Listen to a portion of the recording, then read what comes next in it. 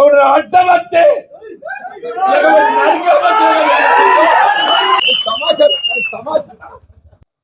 టికెట్లు పంచుకుంటానికి ఏదైతుందో ఇది నీ అయ్యే సొత్తు కాదు, అబ్బ సొత్తు కాదు.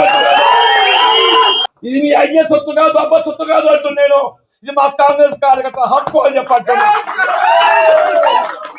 కాంగ్రెస్ పార్టీ అంగట్ల సరుకు కాదు అని చెప్పంటున్నాను. రేపు రాబోయే మున్సిపల్ ఎన్నికలు ఒక్కటి కాదు, 50 టార్గెట్ 50 అని చెప్పంటున్నా. ప్రభుత్వ విధానాలు వచ్చినాయి కాబట్టి నేను కాంగ్రెస్ పార్టీలో చూస్తాను. నువ్వెవడివిరా అని చెప్పంటున్నాను. కాంగ్రెస్ పార్టీ అంతర్గత వ్యవహారాలలో జోక్యం చేసుకుంటే మాత్రం సహించేది లేదు అని చెప్పంటున్నా. నిజమైన కాంగ్రెస్ వాది, కాంగ్రెస్ పార్టీ కార్యకర్త వాళ్ళ కొరకైనా పోరాటం చేస్తా. కానీ సందులు వచ్చేటోళ్ళు, సందులు దూచేటోళ్ళు మాత్రం ఏదైతుందో సహించేది. శ్రీరామచంద్ర ప్రభు ఏదైతుందో ధర్మానికి కట్టుబడి ఉన్న రావణాసుడి 10 తలలు నరికిండు.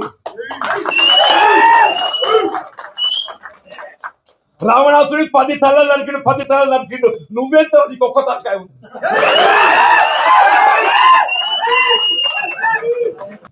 పది తలలో పలిక శ్రీరామచంద్ర ప్రభువు మనకు ఆదర్శం అని చెప్పండి. నువ్వెంత ఒక్క తలకాయ.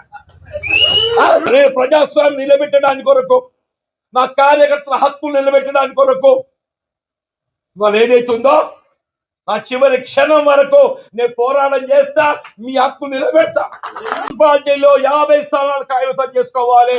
కాంగ్రెస్ పార్టీ జెండా ఎగరవేయాలి. అడ్డమంటే ఇవాళ పాండవులు అటువంటి అజ్ఞాతవాసం చేసింది. ధర్మానికి కట్టుబడ్డటువంటి పాండవులు ఏదైతుందో అజ్ఞాతవాసం చేసింది.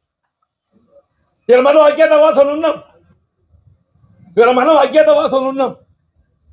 పాండవులు కూడా మళ్ళీ మంచి దినాలు మన కూడా మంచి దినాలు వస్తాయి చెప్పారు. మన కూడా వాళ్ళు ఏదైతుందో మీకు నేనండా, నాకు మీరన్నా. మనకు కాంగ్రెస్ పార్టీ అన్న